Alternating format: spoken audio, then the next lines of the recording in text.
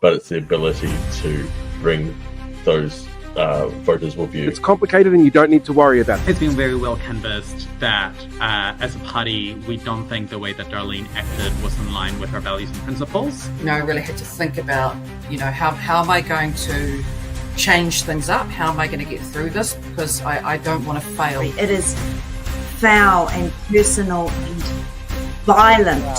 Job is to make sure that we are showing New Zealanders that there is an alternative to the divisive approach of this government, that you can bring people together. I mean, I think one of the things that any government of whatever stripe has to realise that every minister has to be a climate minister now. When you've got a country that's got a young population but they don't get involved, you might want to have a grown-up chat about that. We don't want a situation where government dictates the local government, but you want to make sure the system is set up so that it's easy for communities to make decisions. I'd be really interested to see if the officials that advise that a Crown Observer was necessary or should be put in place, or whether he's made that judgment call himself. I don't think we did, and I've said this, I don't think, because it happened quite quickly last time, I don't know that we did a good enough job of bringing the public with us. Remember, just by having Maori Wolves doesn't guarantee that mana whenua are going to be represented around the table.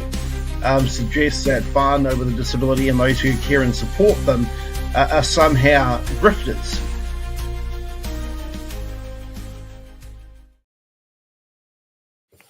Good evening, good evening. What an exciting, fun-filled, thrilling week it's been.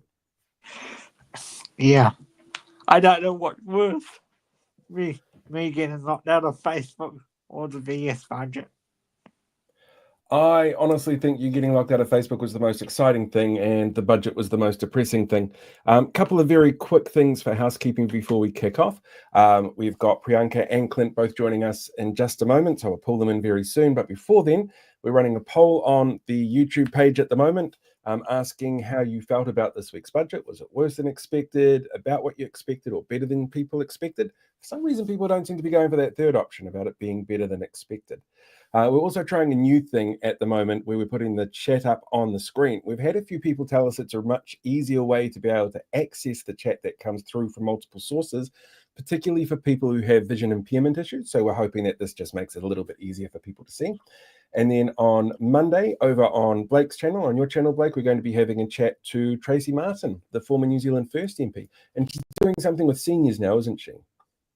Yeah, she's the head of the aged care, aged with a D, because I can't say that, care association. No, that's fair. That makes sense. But yeah, she'll be, is it 7:30 that we're doing it Monday?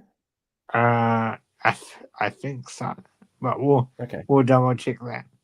As I say, technology's been down, so it's been a bit difficult. Anyway. Absolutely. Right, I'm not even going to press the play buttons because I don't have a video with both Clint and Priyanka introducing their names. So I'm just going to bring them in because they don't need any fancy introduction. We all know how brilliant they absolutely are. Good evening, you two. How's everybody holding up? Good evening. Kia ora. Kia ora koutou. Thanks for having me on. Holding up in budget urgency at the moment. We'll be sitting till midnight. Yeah. Very fun. It sounds exhausting. So, Priyanka, you are the spokesperson, as we all know by now, for disability issues. So, as we speak, because we've all got our footage on in the background, they're actually doing another bill right now, which impacts social security. So, shall we start with that? So, what are they doing as we speak? Watching. Yeah, thanks. Thanks, Blake. I think that's a good way to get into all of what they're doing at the moment. But currently in the House, we are debating a bill under all stages under urgency. So again, there's not a lot of information or analysis on this particular bill. It's a social assistance amendment piece of legislation, and what it really does is it penalizes people who have boarders. People who board in their house. So since 1992, there's been as an incentive, if for example, if you have 3 or 4 people who board in your house with you, you only it's only from the third border onwards that starts to impact your eligibility for accommodation supplement. The first two borders, there's no penalty for having a couple of extra people boarding in your house. And that was because it was meant to be an incentive to, when you are in a large state house, as many of our state houses are, and you've got extra rooms, it was an incentive for you to then have a couple of people stay with you, so more people are housed, and the board that they pay you then helps to offset the cost of living increases from having additional people in your house. So this is something that's been around for decades, but this government has decided to make a change, which will mean that on average, people in this situation will be $100 per week worse off. And if you're in social housing, you'll be $132 worse off a week. So, and it says specifically in the analysis that one of the groups that will be disproportionately impacted by this are disabled people. Because as we know, there's not a lot of choice when it comes to accessible housing, and so people tend to board together.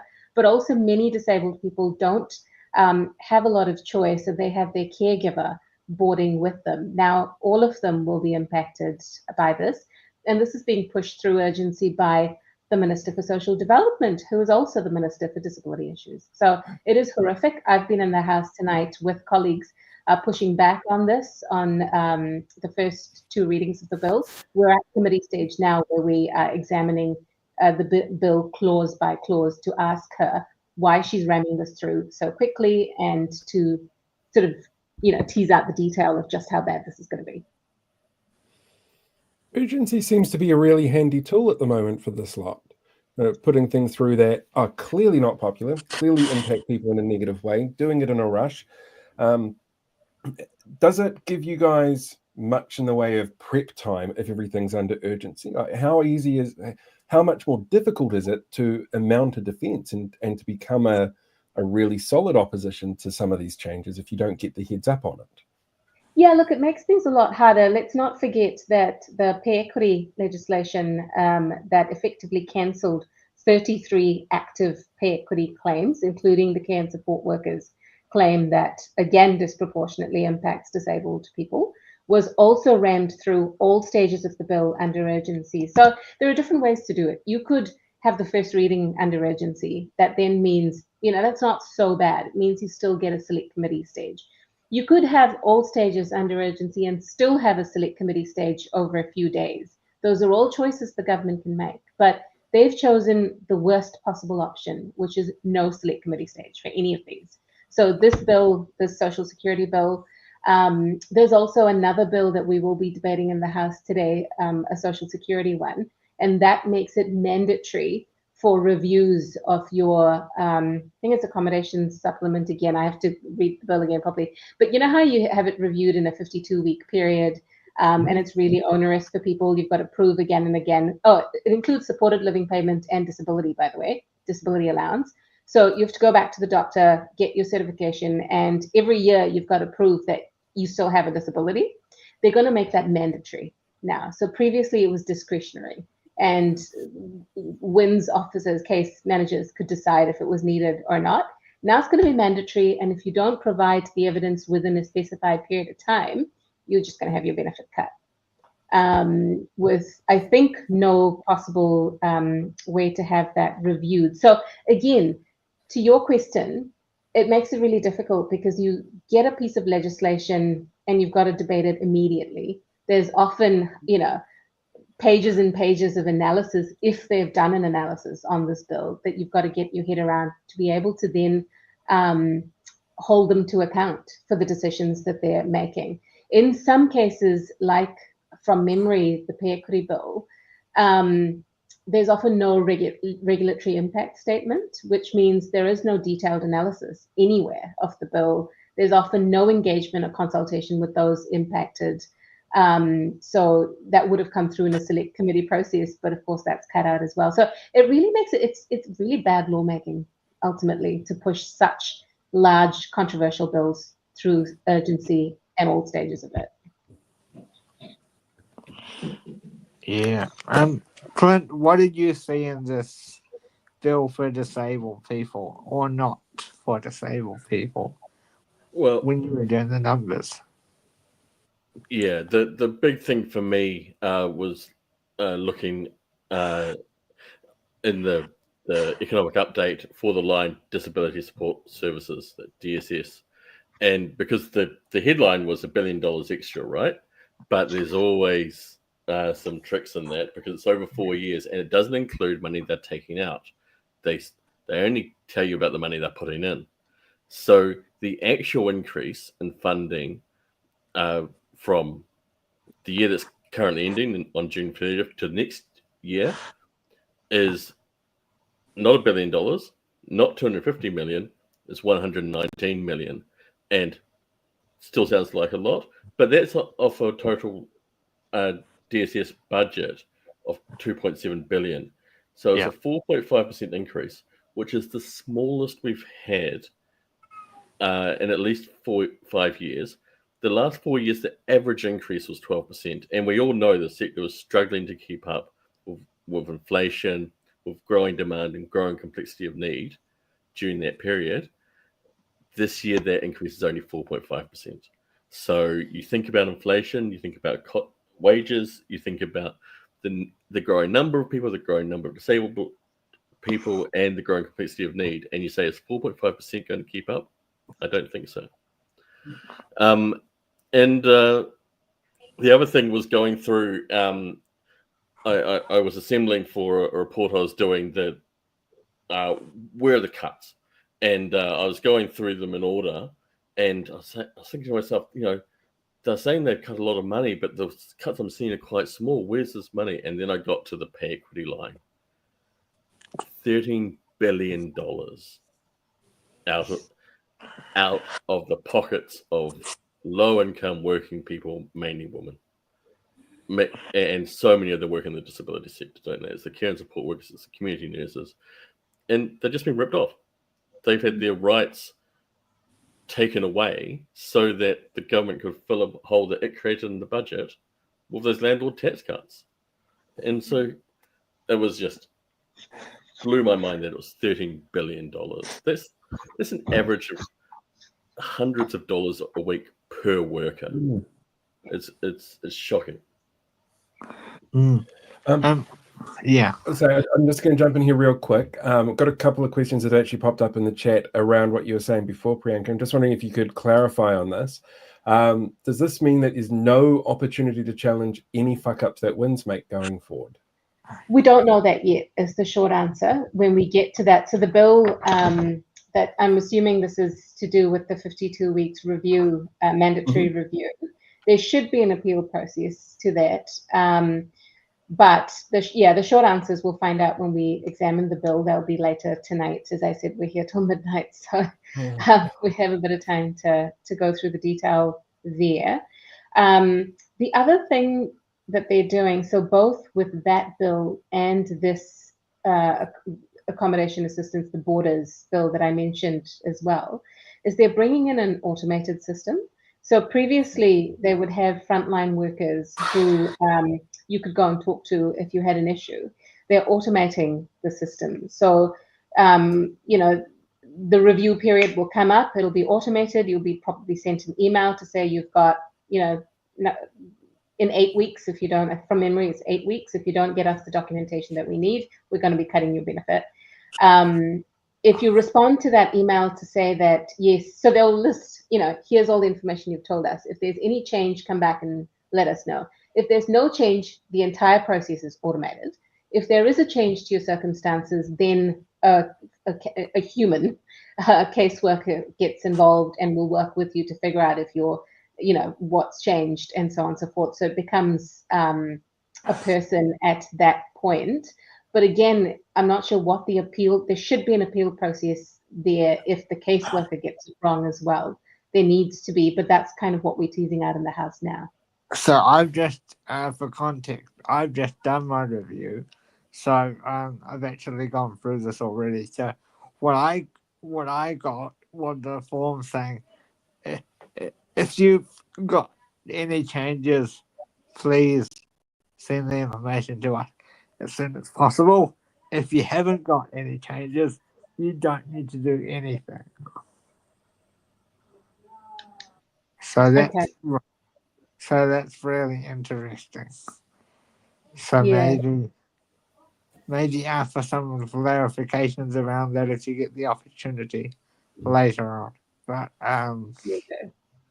yeah. We saw over yesterday one of the big changes that sort of made headlines was around KiwiSaver, the government contribution to that obviously being halved.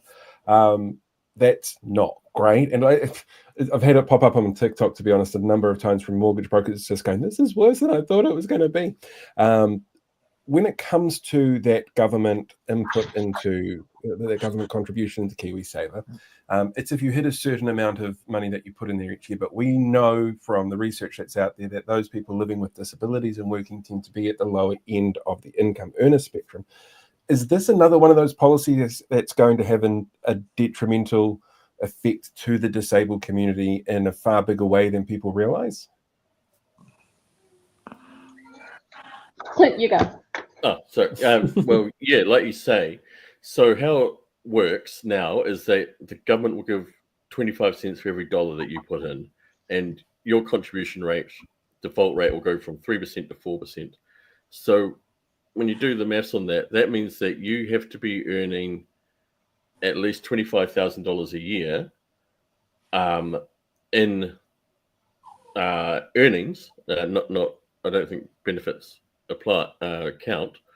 That then you'll end up putting $1,000 into your KiwiSaver from that, and then the government will come and put its $250. But if you don't make that much money, you don't get the $250. You get less. Mm-hmm. So again, it's always been a problem with KiwiSaver's design in that way, but again, it's just made worse.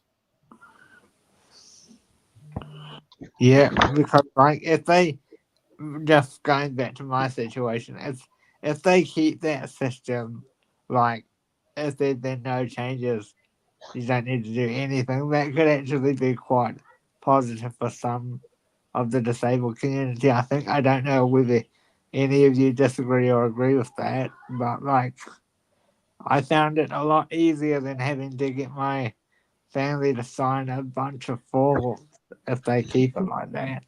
I'd actually be supportive of that. Because, I don't know. Yeah. Interested to get you guys' thoughts on that one. I think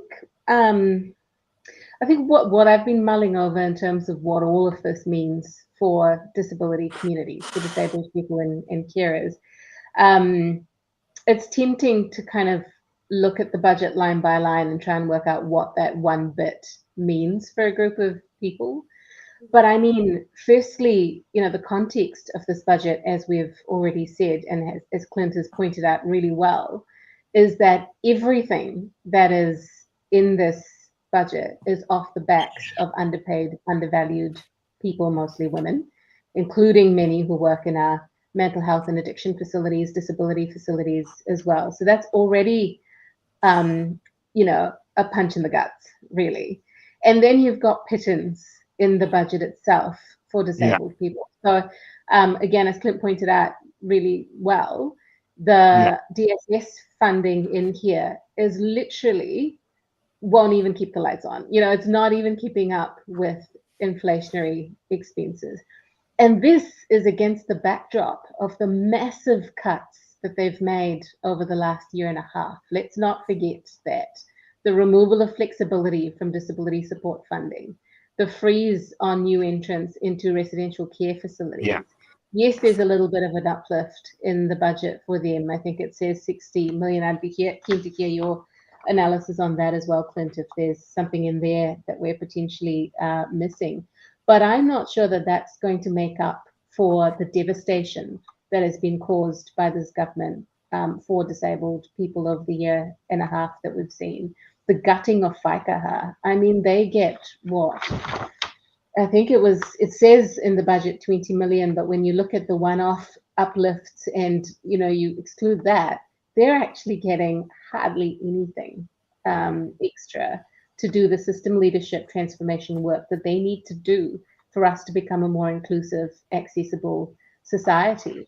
So then it leaves us with really just the learning support aspect in the education budget. And I will acknowledge that the community that, our disability communities have been crying out for learning support funding to be increased. Well, actually, it's not learning support funding to be increased. It's for children to be central and to be able to exert some choice and control over the support they get to be able to learn. So let's not conflate the two, because the highest needs review that we did when we were in government showed that just throwing money at the learning support aspect of this isn't enough, because the system's broken. It needs to be fixed. And I think if anyone's keen for a bit of an analysis, Joanne Duckombe has shared a really good analysis on her LinkedIn page around this particular aspect of learning support. Basically, what people have been asking for was a strategy or a plan to fix the issue. Just adding money to increase the number of teacher aides is one part of that, but it's not going to fix the problem. Centralized funding was another one that they were asking for, and it's not clear whether there's centralized funding or whether this is just, again, fund operational budgets, that this money needs to come out of operational budgets of schools, because if that's the case, then that's problematic. The other big piece that is missing here is the fact that we've had report after report showing us that those who work in the system, so teacher aides and teachers, don't get the they don't learn about neurodivergence. So there's no teaching for them to be able to deal effectively with students who have learning disabilities and are neurodivergent. There's nothing in this that will fix that. And then there's the slap in the face of 46 million for private schools on top of that. So, they've kind of managed to dilute, give you a little bit that sounds really good, but there's no fundamental fix, and there's absolutely nothing in here for disability communities and carers. Yeah. Anything to add to that, Clint? I've just been reflecting, because I only just heard about it now. The borders changed that Priyanka was talking about, and I've just looked it up. And it just strikes me as such a mean-hearted thing to do, because this isn't tons of money. They think it's going to save the government $28 million over a year eventually, but you're taking this money from poor people who are giving accommodation to other people who are now going to be disincentivized to do it. And so I can see why in talkback land it sounds like, oh, these people in state houses and they're renting out a room and they're getting more money. Well, we can't have that. But in a practical sense, you're helping to decrease the pressure on the housing stock, because you're making better use of these houses, and now that incentive is taken away from people. It just sums up so much that we see in this budget. It's petty, and it makes worse outcomes, for what in the scale of the government's budget is such a small amount of money. It's really taken me back just learning about it just now from Priyanka. That the other things, I mentioned just before we came on air that extra, I think it's $6 million a year for getting people out of hospitals and into residential care. So when they froze residential care about a year ago, groups were writing to them pretty quickly saying, people are ending up stuck in hospital because there aren't any places now. So, yep, okay, it's good to see that they've put someone into that. I don't know if that's the scale that's going to address that issue or not, but it is good to see that one thing. But it's a pretty lonely bright spot amongst everything else that I see here. Yeah. Can I just add to that as well? In addition, and I completely agree, Clint, it's so mean-spirited what they're doing. It's like they're just squeezing the people who can afford it the least from every which direction. And so what this is actually doing is penalizing you for giving up rooms to boarders, right? For having boarders in your space. So then what are you going to do if you can't afford to lose that $130 or $100 per week? You stop having boarders. That doesn't then address the issue of where they're going to go. We know that homelessness is increasing. That's what's going to happen to them. Or you think, oh, maybe emergency housing. But this budget has gutted $1 billion from the emergency housing fund as well. So that's not even going to be an option. So what are we going to see? More grants for people to live in tents and in cars. And that could include disabled people, as yes. harrowing as it is to say. People are asking, is there anything in the budget that indicates that the freezing for residential will stop? No, not that I've seen anyway. I've been meeting with residential care facilities and families who've been waiting, people who you would have all heard the story, worked for 5 years to finally get a suitable place for their adult disabled child, only to be told that wait lists have been wiped overnight when that announcement was made in August last year. And this freeze has been going on since then. Facilities have been told that it will probably be lifted in June, but that's just hearsay. I haven't been able to get a definitive answer from the minister through questions either. So everyone's just been in limbo as a result. And as Clint said, we've seen people languishing in hospitals, not just hospitals, but in psych wards, because the funding for community care was cut and residential care had a pause on new entrants. So it's taken this for them to give us this pittance in the budget. Just to finish, I know you and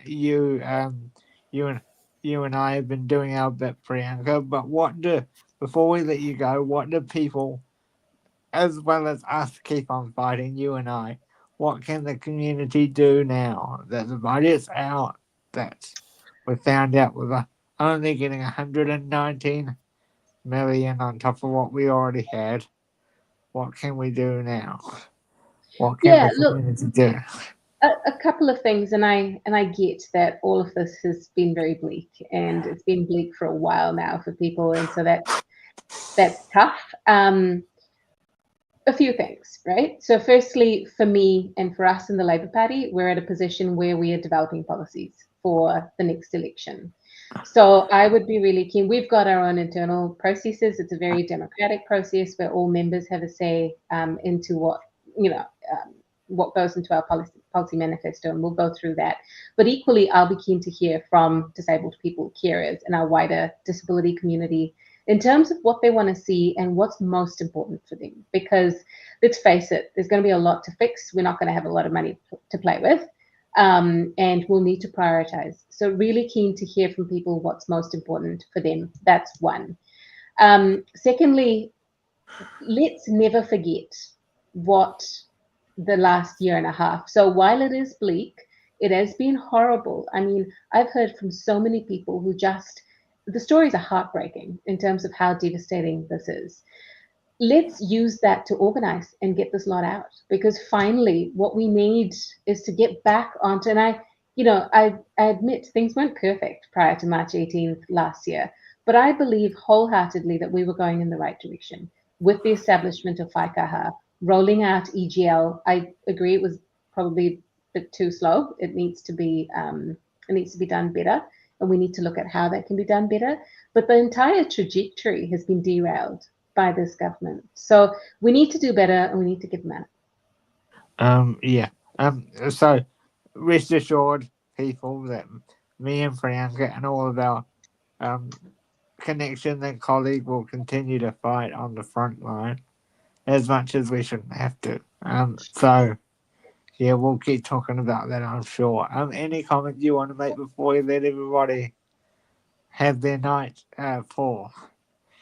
Well, first of all, I want to say thank you, Priyanka, for being able to juggle things to get here, because I know it's obviously very hectic there in the house. Is there any feedback that you've had in the last sort of 24 hours from people that gives you hope for the future? People give me hope for the future.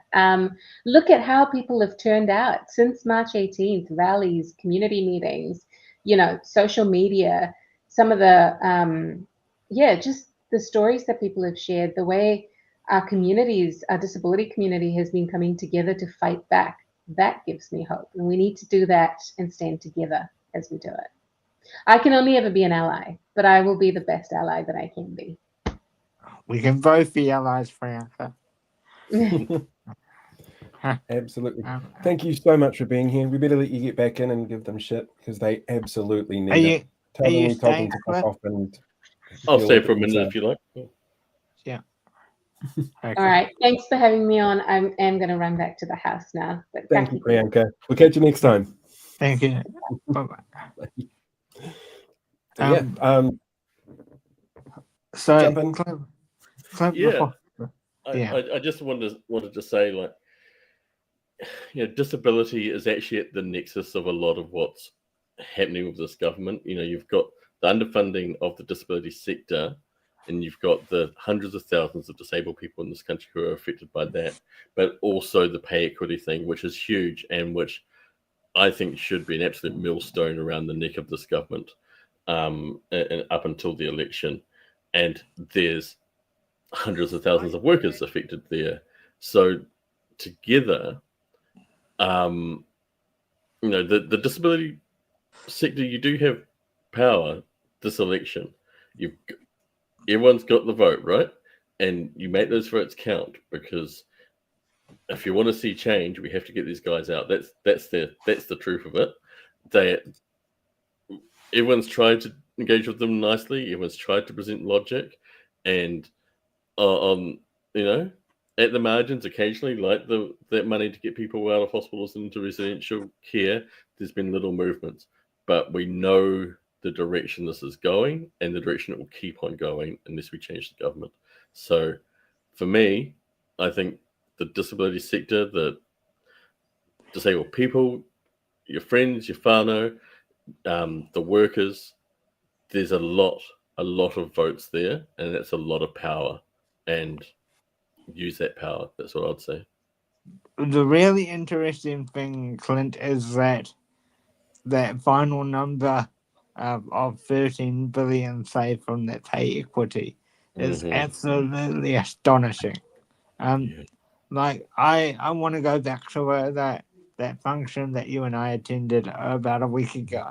Because what people don't realize is local government runs into central government as much as it does. So we need people like Andrew Little to be back in local government to help the central government. So one of the policies that I really liked listening to at that press event was he wanted to keep the hydrotherapy pools and stuff like that. Yes. That is so important right now. Yeah. Those community facilities, right, are really important, and that local government pays its workers fairly and keeps community housing as well, and all those things. It all matters, absolutely. So what do you, in essence then, what do you think that people need to, that candidates need to do as we go into these local elections to support the disabled community now that this budget has gone out? Like Andrew Little, or like whoever gets in anywhere. Yeah, I think that it is limited for local government. They don't have so many levers to pull, but I think those community facilities are so important, aren't they? That they can be some of the last public places that people can just be. And Andrew, of course, is committed to funding those things that were going to be cut back or cancelled. And the council housing and living wage pay equity, councils should be pursuing that if central government won't.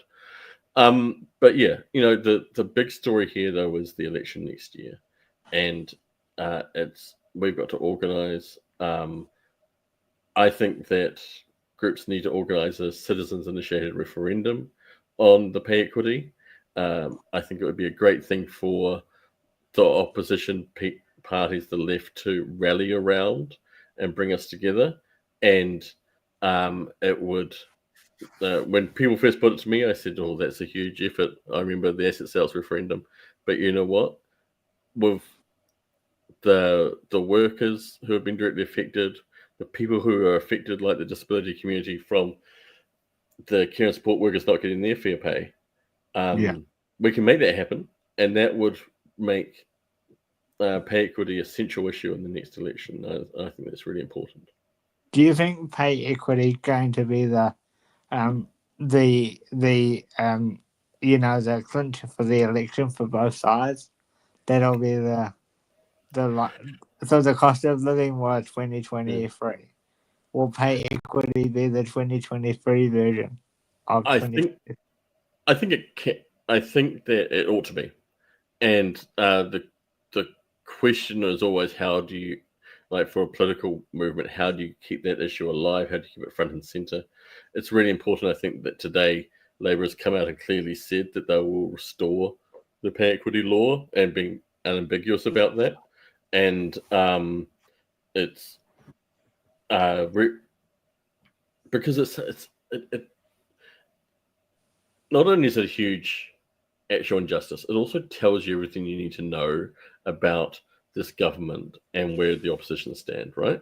Because these guys decided that the rights of workers, of female workers, the people who, do enormously hard work, helping people who need care in our community, they decided that their rights could be sacrificed so that they could fill a hole in the budget that they created by giving tax cuts to landlords that everyone told them they couldn't afford. And I think that just the moral bankruptcy of doing that and of trying to slam it through under urgency before they thought anyone would notice, I think it absolutely should be a major issue at the next election. Absolutely. Anything else you want to add, Paul? I've always got things to ask. I'm actually kind of curious about your communication background and your thoughts on the use of a certain word in Parliament, and that is a distraction technique. Yeah, I mean, it was. Brooke Van Velden using it in Parliament was absolutely the dead cat bounce, right? It's, hey, look at that, rather than look at the substance of the issue. And there's nothing National would rather talk about more than sort of shallow level identity politics. Whereas, how dare you criticize me? You're criticizing me because I'm a woman. Well, no, you've been criticized for what you've done to women and to low-paid workers. So, but I think it's also the reality, right? Like, Labour probably should have anticipated that was going to happen and not given the opening. And that doesn't mean that Brooke Van Velden was right to do it. But it does mean that you have to see, if you do X, they're going to do Y. And if you don't want them to do it, don't give the opening. And I think we've seen that. We see that quite a bit still on the left, that, like, you do have to anticipate that the other guys are going to play dirty and not give them the chance. Yeah. Anything else before we let Clint go, Paul? I am very curious to know your thoughts around the changes to the benefit for 18 and 19-year-olds. It's just, again, it's like this borders thing. It's just mean-hearted, Like, so you're 19 years old. You've moved out. You may have been moved out for a couple of years, right, from home by then. You lose your job, and MSD is going to go back and say to your mum and dad, who you might not have a good relationship with, are you able economically to support this person? Yes. I want to benefit for them then. Doesn't mean you're going to get the money. Doesn't mean you're going to get that support. And so, again, for like a cheap headline, for a cheap talkback bait, they've actually made the lives of Kiwis who are already doing it tough worse. And it's just, can't we be better than this as a country? What happened to, they used to mock Jacinda talking about kindness, but, like, at least that's a value, like, right? Yeah. We don't have to go in mean. the complete opposite direction. Yeah. So that's how I feel. It reminds me of, and this is probably me showing my age, they used to have something very similar in place for the student allowance. Yeah. Where up until, I think it was 24, you were, if you got an allowance, and how much you got was based on how much your parents earned. And I always found that really annoying, especially for people who had moved, from one end of the country to the other to go to uni, and you suddenly have to, based on what your parents are earning, wherever it was that they were, or it wasn't very much to begin with. You got punished for having parents who were working hard, and they might have had other kids to deal with, other things. It just feels like an unfair system to me. Yeah. Are you an adult or not? Is the thing, right? Yeah. Like, you're going to be imprisoned as an adult. Go through until you're 20 now. Yeah. It's there's no moral basis behind it. There's no logic basis behind it. It's just, as Nicola Willis put it, those kids on the PlayStations on the couch. And it's like, so youth unemployment has increased by 50% in the last 2 years. Do we think that that's because the PlayStation's got that much more awesome? Or is it because the country's lost 30,000 jobs? Yeah. I think it's probably because the country's lost 30,000 jobs, and it's always the young people and the disabled and Maori and Pacifica who get the raw deal of that. So it's just another budget with real deals. Although there are some cracking gains out at the moment. I'm sure there is. I'm sure there is. And there's probably more games out there to play than there are jobs at the moment for people. Well, there we go. It's very depressing. Very, very depressing. Was there anything then in that budget on a positive note that makes you go, you know what, maybe this one little thing is a glimmer of hope? We shouldn't be, completely fucked off with absolutely everything in there. The thing I mentioned before about that money to get people out of hospitals and into residential care was a positive. There weren't a lot of others. This is going to be another negative, I'm afraid. But the big thing that they've been promoting is this investment boost. And sure, if you're a company now, effectively you can say basically the government's taking 5% off the price of buying a piece of kit, whatever it is. That's basically what they've done. If you're a company, okay, great, but it's costing an enormous amount of money, and it's meant to boost the economy by 1% over the next 20 years, which they don't know. They can't predict the size of the economy that accurately for any length of time. There's only 20 years. So this was the growth budget, and their big growth thing was the economy would be 1% bigger than it otherwise would be in 2045. If the robots haven't taken over by then, I guess. It's just a joke, really. So sorry, that was meant to be the good thing, but it's not. I'll try spinning something else then. A couple of months ago, our current Deputy Prime Minister, who I think's in the job for another week, started making threatening noises to Radio New Zealand because they were asking him questions he didn't like answering about all of the bullshit that he does. This budget, they had their funding cut by $18 million over 4 years. Is that a thing we should be concerned about, that a politician can go out there, make those threats, and we can see the follow through on those threats with the idea of independent media in this country? Yeah, it's chilling, isn't it? And there's things like this happening now that it previously kind of standards, unspoken rules would have stopped that kind of behavior, and those unspoken rules seem to be falling by the wayside. And yeah, it's worrying because they cut some money this budget, maybe they cut some more the next, or maybe RNZ then gets a leadership who become a bit more compliant because they're worried about losing what they have left, and that's the worry, right? We've already got the Herald owned by this billionaire who wants it to be more right wing, and now the government is basically putting a barrel to RNZ's head and saying, be more compliant, otherwise your funding's going to go down.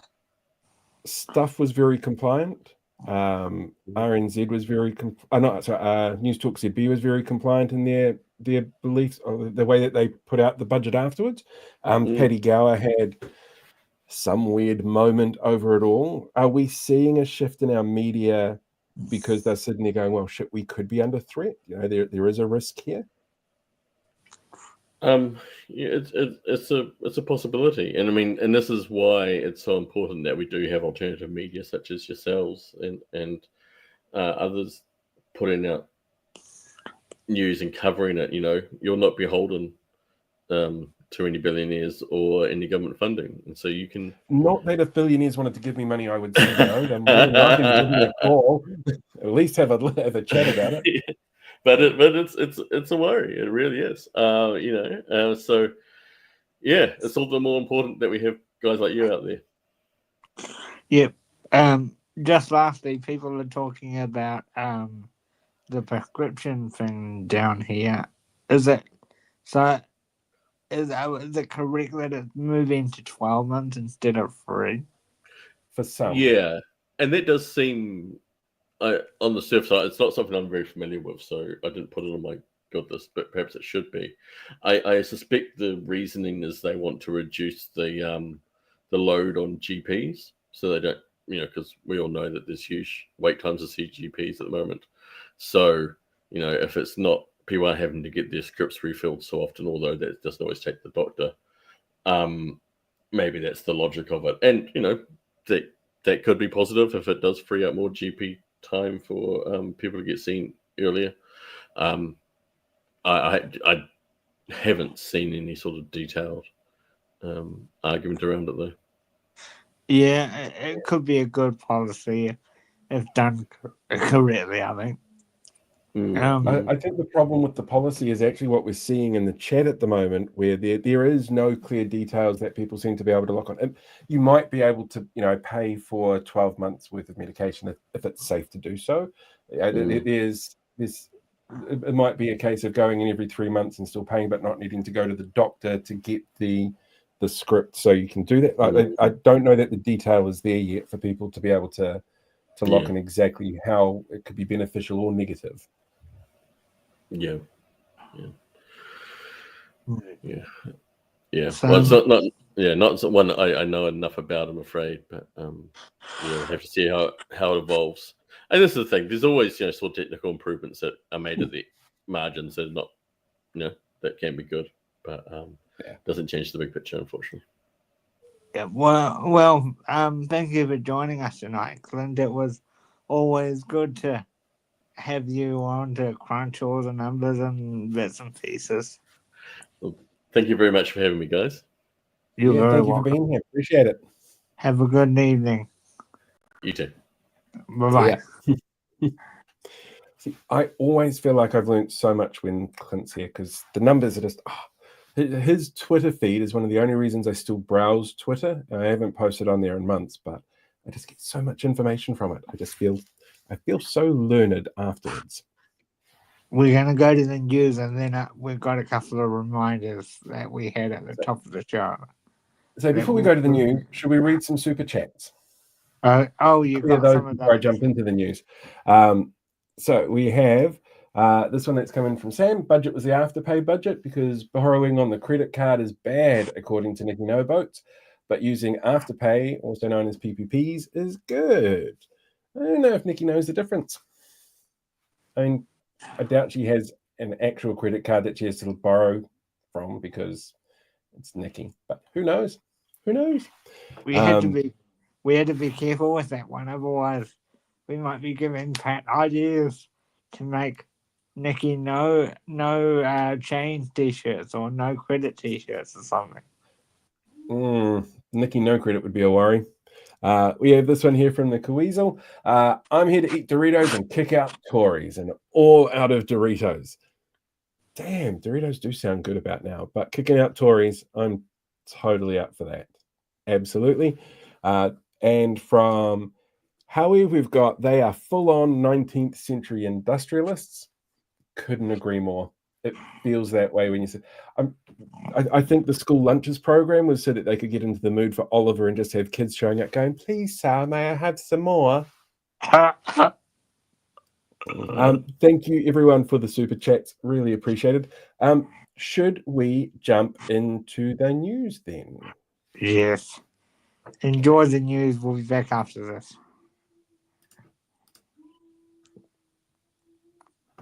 Help keep poor people poor. Old man at train station derailed by free speech advocate. Will the US military shoot first and ask questions later? And artists so preoccupied with whether or not they could, they didn't ask if they should. All that and more in this week's The News. Hello there, kia ora, I'm Paulin. Oh yeah, I'm on to you.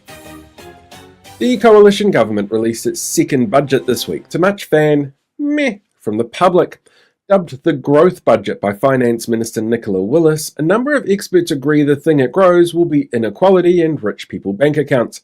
To make her budget books balance, Willis, seen here in front of a sign that's actually really great advice for anyone who spends time around the ACT Party, took almost $13 billion from women in the workforce, made life harder for young people on benefits, those needing to help cover the cost to study, 61,000 families with small children under the age of 3, those saving for their retirement or first homes, those wanting to see increased voter turnout from Maori and Pacifica communities, and those wanting to see functioning public services.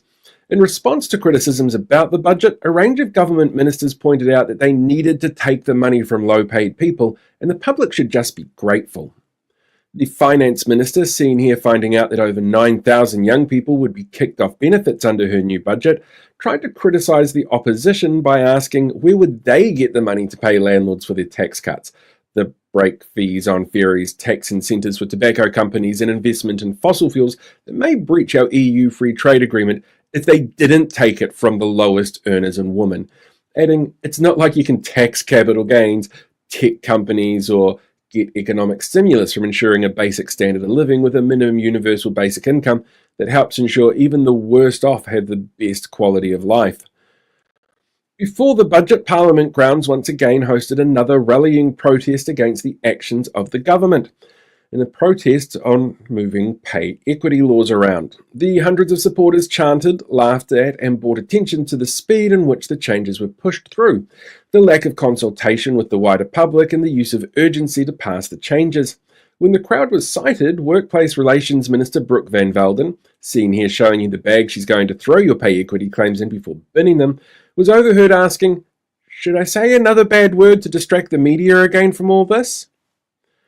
At a post-budget speech in Auckland's Mount Albert Grammar School on Friday morning, Finance Minister Nicola Willis, seen here knowing she doesn't have to worry about pay equity for herself because her salary is set by an organisation that compares the duties and skills of her role with other comparable roles across sectors and governments, has said she expects the workforce for teachers and learning support roles to grow by 1,600 people by 2028. Said the minister, well, we'll have been voted out of government for 2 years by then, so the workforce may actually be paid what they're worth in 2028, which will help with that growth. Because clearly no one wants to take a job where they're underpaid on purpose to make sure landlords can have tax cuts. Speaking at his first post-budget engagement, the Prime Minister, seen here showing the crowd just how tall Simeon really is, has announced plans to campaign on raising the retirement age in 2026. Said the Prime Minister, well, since we have gutted government contributions to KiwiSaver, we know young people will need even longer in the workforce to save up for any kind of half-decent retirement. So this is us just giving them more time. The Waitangi Tribunal this week recommended an immediate halt to David Seymour's Regulatory Standards Bill, warning that the bill attempts to diminish the Crown's obligations to the country's founding document. It lacked consultation with Maori and created a deliberately misleading narrative of equality for all before the law, which assumes a level playing field which doesn't currently exist. Said the minister behind the bill, David Seymour, seen here running away from journalist Mihi Ngārangi Forbes as he avoids questions on his links to right-wing anti-Indigenous people think tanks in Canada. Wait, we still have that tribunal? I thought Richard Prebble shut it down. Isn't that what we put him in there for? The Prime Minister, seen here trying out the very stable genius Trump diet for world leaders, has come under fire for his comments on a recent Mike Hosking breakfast spot where he said that when the government spots Te Reo Māori being used, they call it out. I mean, it's clearly not called out by the listeners of the station who seem to think that it's absolutely fine to vilify the use of the Indigenous language of a country, but people with a rudimentary understanding of how this is anti-Māori have definitely seen it as racist. Said the Prime Minister, look, we know things like Maori road signs are triggering and that makes them, not the people triggered by them, unsafe, unlike the new signs that we've installed that have more fine print than an insurance contract. A heckler confronted soon-to-be former Deputy Prime Minister, again, Winston Peters, seen here showing his hands aren't shaking so he's clearly okay to drive, at the Wellington Central train station this week while he and Chris Bishop made an announcement about rail investment to try and sweeten the car crash of a budget. The heckler told the 80-year-old Peters he should retire and called him a wrinkled ballsack. Said a spokesperson for ballsacks, hey, we may not be pretty, but at least we have a function. A new report from the Privacy Commissioner shows a growing concern in the public around children's privacy, social media use, and the use of AI in decision-making. The Commission publishes an annual report on the ever-changing concerns of the public, which this year highlighted people asking what their private data was actually being used for, with 80% of respondents saying they wanted more control and choice over the collection of personal information. The Commission will be running a series of how-to workshops on the topic that people can sign up to. They just need to provide their mother's maiden name and the name of their first pet to do so. Hundreds of protesters filled the grounds of Parliament on Tuesday as debate began on the proposed suspension of Te Pāti Maori MPs for performing the haka after the vote finished on David Seymour's Treaty Principles Bill. The White Privileges Committee has recommended a record amount of time for suspension, with the ACT Party member even pushing for more information about imprisoning her political rivals, which is clearly a very healthy element to have in any democracy. The debate was put off until June after the coalition decided it looked really bad to kick out half of a political party who stand for Indigenous rights as a central tenet of their kaupapa just before the budget, in the same week that the Prime Minister had already admitted to actively removing signs of Māoridom from the country. Before the shortened debate on Te Pāti Māori MP started, Deputy Prime Minister Winston Peters, seen here showing how large a shot of whiskey should be, was kicked out of the House for what has been revealed as referencing yet another online Twitter troll account with no viable source, this time one that had been amplified by online broadcaster Sean Plunkett. Said Peters afterwards, I know we tell kids, that they are shitty no-hopers without any future who don't understand the value of real work and how the world actually is and shouldn't believe everything that they read online, but, clearly that doesn't apply to me. It's been revealed that Oakland War Memorial Museum is currently losing $19,000 a day as it's forced to stay closed due to the discovery of asbestos in the almost 100-year-old building. To safely reopen, the museum must first remove the substance and be cleared by WorkSafe, while also updating its fire evacuation plan. Said Auckland Councillor Ken Turner, seen here moments after telling another councillor how he signed a joint letter with Voices for Freedom members, far-right group members and local government officials aligned with disinformation groups, demanding the government ignore any future pandemic response advice from overseas organisations like the WHO. Why not let people just deal with the asbestos? At least it's historically accurate. And it's not like we have to listen to scientists when they tell us things are bad. What do they know? Kāinga Ora has announced a further reduction of roles, aiming to cull 620 of them from back office positions and corporate functions. Said a spokesperson for the organisation, when the government isn't building social housing and actively working to stop people from buying their first homes, there's really nothing for us to do all day anyway. This week, Wellington played host to the USS Blue Ridge, a US warship which leads the US Navy's 7th Fleet and is also the oldest ship in the US Navy. The Blue Ridge docked in the city while US Navy senior staff met with local counterparts for bilateral talks. The Wellington Harbour Master issued a no-go zone of 200 metres around the ship for other boats in the area, saying, "They're American, do you really think they won't shoot first?" The National Emergency Management Agency, NEMA, have announced a systems test will take place this Sunday, May 25th, between 6 and 7 p.m. of its emergency mobile alert system. The regular test is part of a health check of sorts for the many communication tools civil defence often call on in times of an emergency. For those who do not want to receive the alert or who may be at risk if an alert was to go off unexpectedly, it suggested mobile devices be put into flight mode or turned off during that hour. And for those who love the sound of alarms, it's best to find a busy mall somewhere at that time and just sit down and wait for the systems to go off. And finally, a new sculpture installed in Toppo as part of a new initiative to highlight the local creative sector has come under fire from some quarters as some funding for the piece was secured from the local council. While funding was secured over a decade ago, like all councils around the country, Toppo District Council is facing rates increases due to the increased costs of infrastructure and government-mandated costs, which has led to some locals questioning if funding this years ago was appropriate for the issues being faced today. The sculpture itself has a sauropod dinosaur shaped like an inflatable toy standing on a geometric rock and represents the town's playful nature, volcanic past, and its place as one of the few areas to have dinosaur fossils found in the country. Toppo Mayor David Troavis said he enjoyed the sculpture because dealing with the people who do nothing but complain about the town and never want to change anything definitely reminded him of Jurassic Park. Once again, I'd like to thank everyone for the support this week. It's really an amazing motivator to keep doing what I'm doing, and together, I know we can make some positive changes. Until next time, live long, prosper, be one with the Force, and I'll catch you guys all next week. Oh, wow, that's like a weird split screen. I don't like this. I'm going to go back to this. Whoops. Okay. Yeah. Too many buttons. Quickly before we go, don't forget, Monday over on my channel, our first live episode of Access Granted with Tracy Martin. And trust me, we did a free interview a few weeks ago. You do not want to miss this one. And I'm not just trying to do a cheap plug. I'm serious. I think it'll be really fascinating for a number of reasons. She's obviously very good at what she does, and she's very, very dedicated to helping senior citizens, which is absolutely brilliant. You know, that's exactly what we want for people working in these roles. The thing that gets me, though, is, you know, she's a former New Zealand First MP she was not afraid to tell us what she thought about the current New Zealand First. So that should make for some interesting viewing. So yeah, that's easy enough to track down. Just go to the BFG podcast. Spoiler alert, she doesn't like them. Not a fan.